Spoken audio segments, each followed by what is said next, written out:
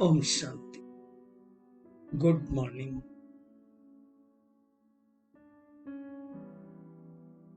साकार मुरली 1 अप्रैल 2022। बाबा की मीठी मीठी मुरली मीठे मीठे बच्चों के मीठे मनन चिंतन के लिए। भोलेनाथ बाबा की शक्तिशाली किरणों के नीचे बैठ जाते हैं और अनुभव करते हैं कि मैं मास्टर सर्वशक्तिमान, सर्वशक्तियों से संपन्न हूं।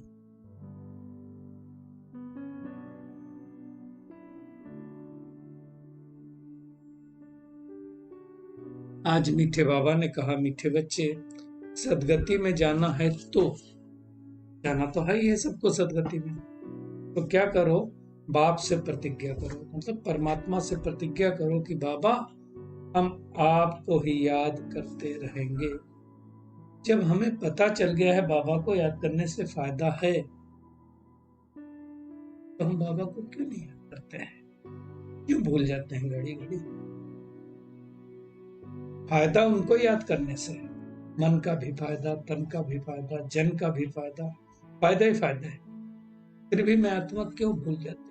क्योंकि देह अभिमान है। जितना देही अभिमानी होंगे उतना बाबा याद आएगा। इसका प्रश्न है, किस पुरुषार्थ के आधार पर सतयुगी जन्म से अधिकार प्राप्त होता है? बाबा कहते अभी पूरा बेगर बनने का पुरुषार्थ। देखिए, जब हम इस सृष्टि पर आए थे कुछ लेके नहीं, बिन इस जन्म में कुछ लेके नहीं है। जो इन आंखों से दिखाई देता वो यहीं से लिया और यहीं छोड़ के जाना है। इसको, इससे बाबा कहते ममत्व मिटाकर पूरे बेगर बनेंगे, तब सतयुगी जन्म से अधिकार प्राप्त होगा। बाबा कहते मीठे बच्चे दृष्टि बन, जो कुछ पुराना कीचड़ पट्टी है सब ट्रांसफर करो। कीचड़ पट्टी तो है हमारे पास, वो सब बाबा को दे दो और बाप और वर्षे को याद करो। बाबा को याद करो, घड़ी घड़ी सतयुग याद करो, त्रेतायुग याद करो, तो बाबा कहते तुम स्वर्ग में आ जाएंगे। जिसको बाबा ने कई बार कहते सुदर्शन चक्र फिराओ। बाबा ने कहा विनाश सामने खड़ा, इसलिए पुरानी बैगेज समेट लो। समेटने की शक्ति चाहिए हमको, भरनी है, और वो बाबा से मिलेगी। आज का गीत है, भोलेनाथ से निराला, गौरीनाथ से निराला कोई और नहीं, मेरी बिगड़ी बनाने वाला कोई और नहीं, कोई और बना ही नहीं सकता, किसी की ताकत नहीं।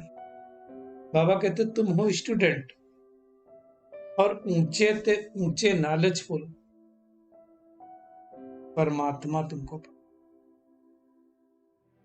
तो नोट्स लेने हैं, और नोट्स लेकर के बाबा ने क्या कहा, उनको रिवाइज करना होता है और कराना होता है।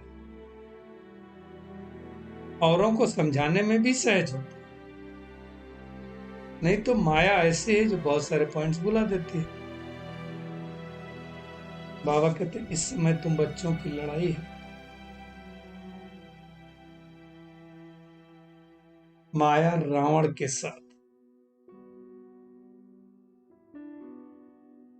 मतलब 5 विकारों के साथ हमारी लड़ाई है। इसलिए कहा जाता है असुरों और देवताओं की लड़ाई है, मतलब मेरे दैवी गुणों की और आसुरी गुणों की आपस में लड़ाई है। और जितना हम बाबा को याद करेंगे, माया क्या करेगी? उतना भुलाने की कोशिश करेगी, लेकिन हमें बाबा को याद करना नहीं है। ज्ञान की पॉइंट्स भुलाने की कोशिश करेगी माया।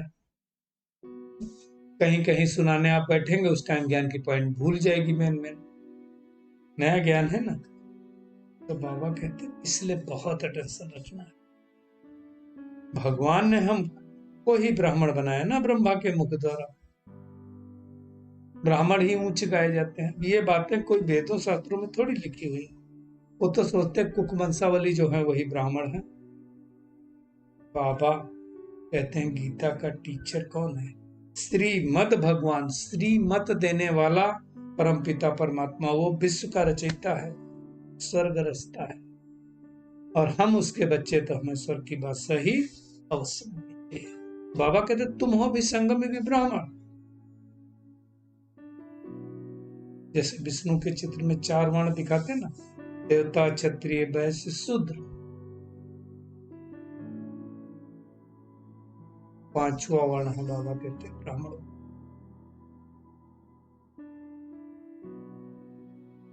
दुनिया वाले उन ब्राह्मणों को ये बातें नहीं पता है। ब्राह्मण वर्ण ऊंचा है वो उनको भी पता होता है, लेकिन कैसे ऊंचा है वो नहीं पता। वो तो परमपिता परमात्मा ही को भूल गए।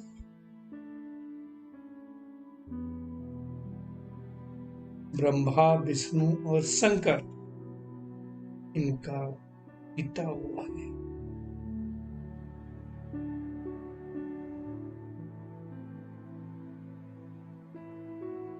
इन 3 धर्मों की स्थापना भी वही करता है, ब्राह्मण, देवता और क्षत्रिय, जिसको ही सारी दुनिया गीता का भगवान जानती नहीं, परंतु एक्चुअल गीता का भगवान होता है।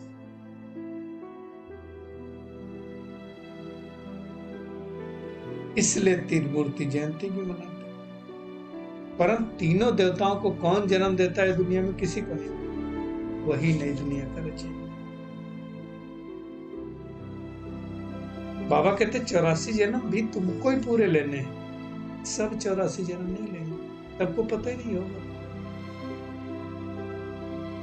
बाबा कहते हैं एक ज्ञान का तीसरा नेत्र तुम ब्राह्मणों का ही खुलता है, और जिन ब्राह्मणों का ज्ञान का तीसरा नेत्र खुलता है वही 84 जन्म भी लेते हैं।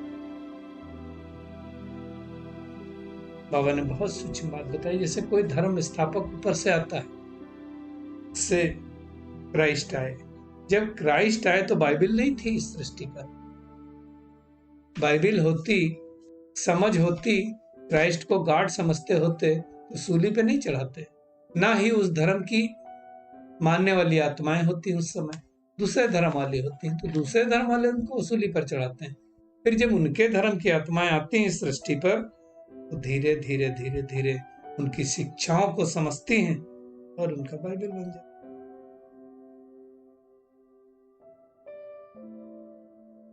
ये सब समझने की बात है। बाबा कहते हैं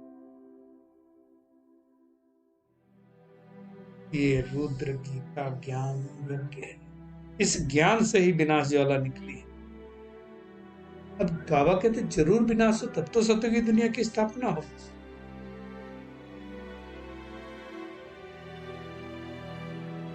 ज्ञान देने वाला, सदगति देने वाला एक ही विश्व का मालिक। बाबा कहते तुम सब आत्मा मेरे साथ ब्रह्मांड में रहती थी, तो हम भी बाबा कहते ब्रह्मांड के मालिक थे, तुम भी मालिक थे। बाबा कितना निरंकारी, कहता तुम्हारा पद मेरे से ऊंचा है, क्योंकि तुम महाराजा महारानी बनते हो, तुम विश्व के मालिक बनते हो, हम नहीं। बाबा क्या करता, हमें विश्व का मालिक बनाता है, वो भी 21 जन्मों, 21 पीढ़ी हमको राजभाग मिलता है। तो हम कितने भाग्यशाली हैं कि हमारे 21 कुलों का उद्धार बाबा कर। बाबा कहता बस इस अंतिम जन्म ट्रस्टी बन जाओ, अपना बैग सब ट्रस्ट कर दो। बाबा को याद करेंगे विक्रम विनाश होंगे, चक्र को याद करेंगे चक्रवर्ती राजा बने। दुनिया में कहते हैं क्राइस्ट से बिफोर, यानी 3000 वर्ष पूर्व इस सृष्टि में भगवान ने आकर के गीता सुनाई, इन जानते। बाबा कहते हैं कि महाभारत लड़ाई जो छिड़ी हुई ना, किसके लिए? विनाश के लिए छिड़ी हुई। रुद्र ज्ञान है कि मशहूर है, जिससे ही तो विनाश ज्वाला प्रज्वलित हुई है।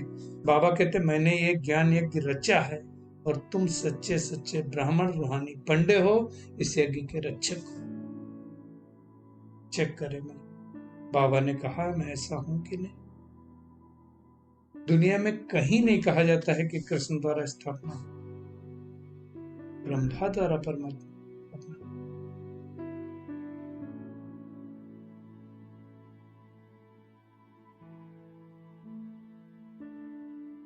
अब हमें वापस बाबा के पास जाना है, स्मृति में रहना चाहिए, और जा करके फिर नई दुनिया में आएंगे और सोने के महल बनाएंगे। ऐसा नहीं होगा कि कोई सागर से महल निकल आए, ऐसा नहीं होता।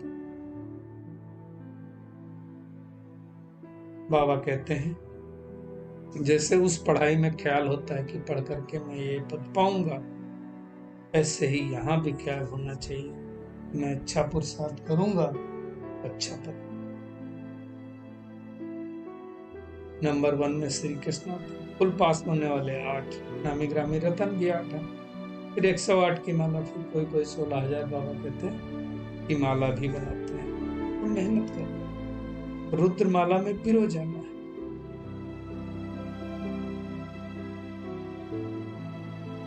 देवी देवता डिनास्टी में सबसे पहले जन्म तो श्री कृष्ण का ही होता है, और उसी समय राधे का भी होता है। बात है, बाबा कहते हैं तुमको सबको बाप का परिचय देना है। तो आज सारा दिन क्या होमवर्क करेंगे? देह अभिमान को छोड़ करके देही अभिमानी, आत्म अभिमानी बनने की मेहनत करेंगे।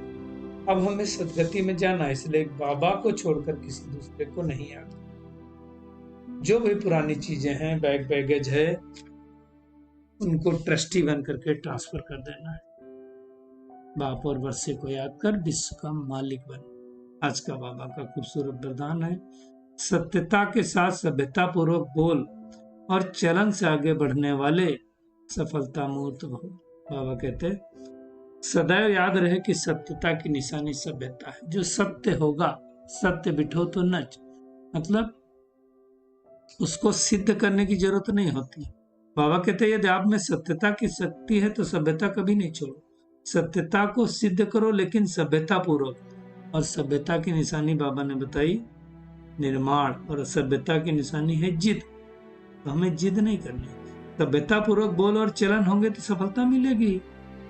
अगर सत्यता है और सभ्यता नहीं तो सफलता नहीं मिलेगी। तो हमें दोनों बातें, अगर हम सत्य हैं तो सभ्य जरूर होने चाहिए। स्लोगन है संबंध, संपर्क और स्थिति में लाइट रहो। दिनचर्या में लाइट नहीं बनना है, अलबेले नहीं बनना है। चल परमात्मा किरणों के नीचे बैठ जाते और अनुभव करते हैं कि मैं बहुत पावरफुल हूं। सत्यता के साथ सभ्यता पूर्वक बोल और चलन से संपन्न आत्मा हूं। अपने संबंध संपर्क में लाइट रहने वाली, अपना पुराना बैगेज ट्रांसफर करके सतुगी बादशाही लेने वाली, इस अंतिम जन्म में पवित्र बनकर बाबा की पूरी मददगार बनने वाली, फोटो में सुदर्शन चक्र फिराकर चक्रवर्ती राजा बनने। शुक्रिया मीठे प्यारे बाप दादा, शुक्रिया आप सभी का इस मीठे मंथन के लिए। ओम शांति।